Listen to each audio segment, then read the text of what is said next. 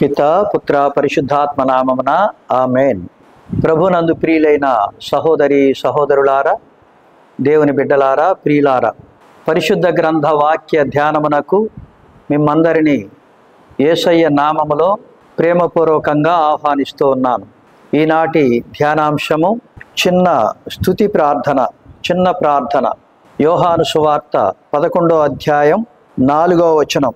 ఈ వ్యాధి మరణము కొరకు వచ్చినది కాదు గాని దేవుని కుమారుడు దాని వలన మహిమపరచబడినట్లు దేవుని మహిమ కొరకు వచ్చినదనెను. మహిమ ప్రభునికే,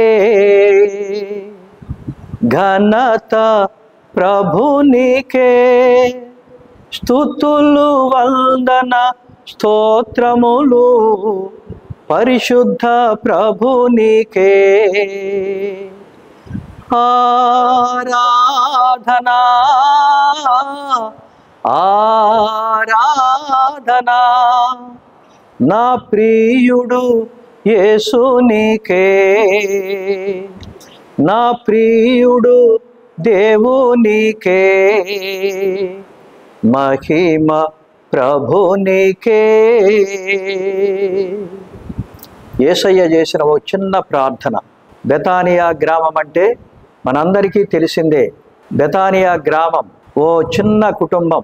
ఓ అక్క, ఓ చెల్లి, ఓ సోదరుడు, అన్న, తమ్ముడు, మరియా, మార్త, లాజరు వారి కుటుంబం. ఎప్పుడు యేసు ప్రభు యెరూషలేముకి వెళ్ళాల్సి వచ్చినప్పుడల్లా ఈ బెతానియా గ్రామం దాటుకొనే రావాలి.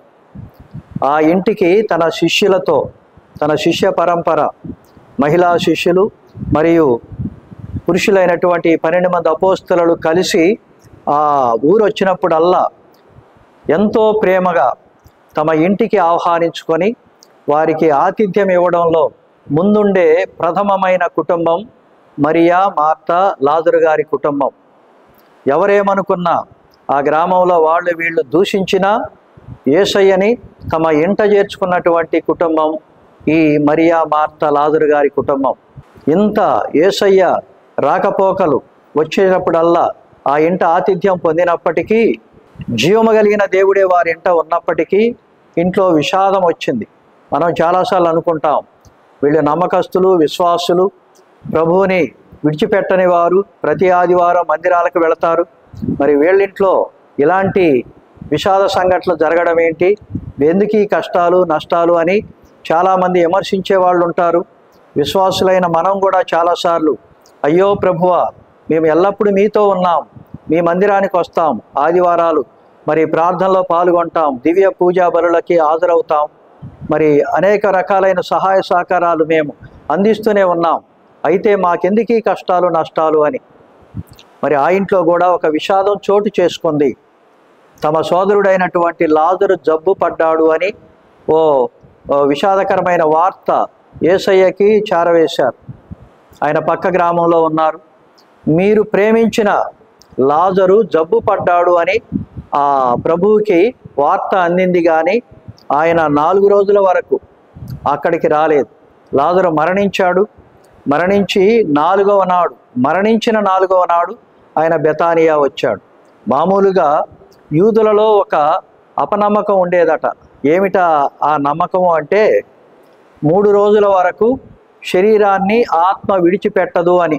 ఒకవేళ యేసు ప్రభువు వారు మొదటి రోజో, 2వ రోజో, 3వ రోజో వచ్చి ఆ లాజరుని లేపితే ఏదో ఆయన మంత్రాలు తంత్రాలు చేసి లేపాడు అనుకుంటారు.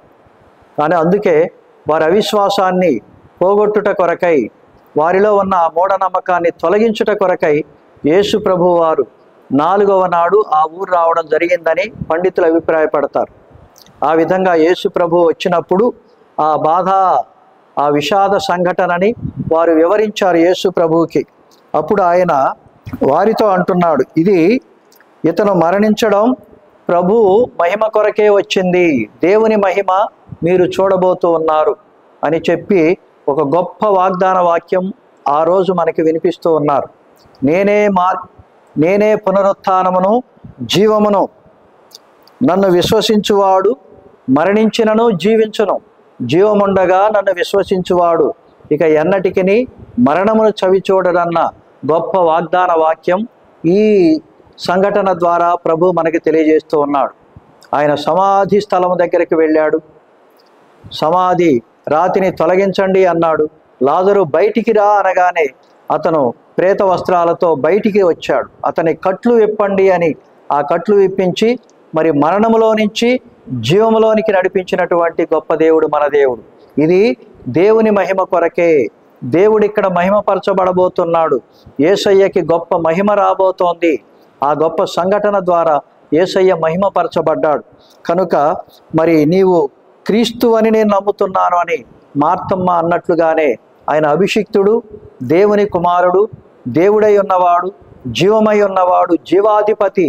ఆ జీవాన్ని ఆ లాజరుకిచ్చి మరణించిన వాడిని తిరిగి ఆయన లేపడం జరిగింది. ఇది గొప్ప సంఘటన. చిన్న ప్రార్థన యేసు ప్రభువే జరిగించినట్లుగా మనం చూస్తూ ఉన్నాం.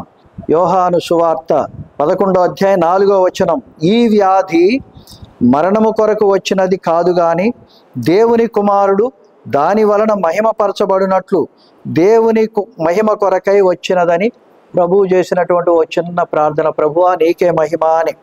కనుక మరి ఆ రాయి తీసివేయడని చెప్పగా చనిపోయిన వాని సహోదరి అయిన మార్త, ప్రభువా అతడు చనిపోయి 4 దినములైంది, వాసన కొట్టుచుంటది అని చెప్పినప్పుడు అది మురిగిపోయిన కుళ్ళిపోయిన స్థితిలో ఉన్నటువంటి ఆ శరీరములోనికి దేవుడు జీవాన్ని పంపాడు. అతను లేచి బయటికి వచ్చాడు. కనుక ఆ చనిపోయిన వాడు లాజరు బయటికి రమ్మని బిగ్గరగా చెప్పగా ప్రభు ఒక ప్రార్థన చేశాడు అక్కడ.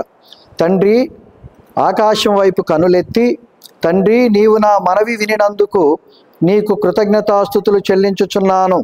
నీవు ఎల్లప్పుడూ నా మనవి వినుచున్నావని నేను ఎరుగుదును గాని నీవు నన్ను పంపితివని చుట్టూ నిలిచి ఉన్న ఈ జనసమూహము నిమిత్తము వారు నమ్మునట్లు వారి నిమిత్తమై ఈ మాట చెప్పి తిని అని లాజరు బయటికి రా అని బిగ్గరగా చెప్పగా చనిపోయిన వాడు కాళ్ళు చేతులు ప్రేత వస్త్రాలతో కట్టబడిన వాడై వెలుపలికి వచ్చెను.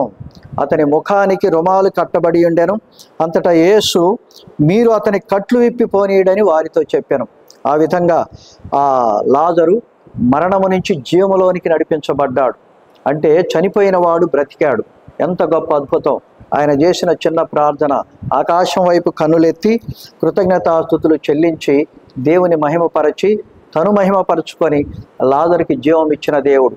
మరి మనందరి మరణ సమయాలలో, కష్ట సమయాలలో, ఇంట్లో విషాద సమయాలలో యేసయ్యా అని ఒక్కసారి నువ్వు నోరారా పిలిస్తే ఆయన వచ్చి ఆ విషాదాన్ని, మరణాన్ని జీవంగా, విషాదాన్ని సంతోషంగా, విచారాన్ని సంతోషంగా, మరి అనారోగ్యాన్ని స్వస్థతగా మార్చే గొప్ప దేవుడిగా మన మధ్యలో ఆయన దర్శనమిస్తాడు.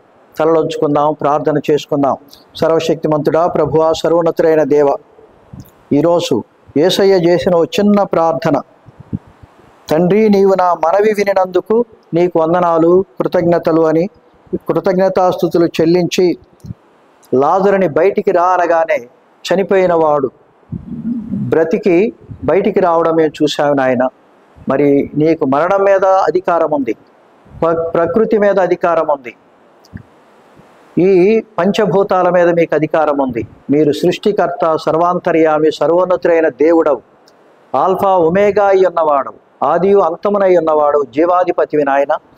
మరి మీ జీవమైనటువంటి మాటలు మేము వింటున్నందుకు వందనాలు, స్తోత్రాలు చెల్లిస్తూ మేము కూడా ఆ లాజరు, మరియా, మార్తా కుటుంబాల వలె మిమ్మల్ని మా ఇంట చేర్చుకునే భాగ్యాన్ని మాకు దయచేయమని నీ గొప్ప నామంలో వినయంగా బతిమాలి వేడుకుంటున్నాము తండ్రి.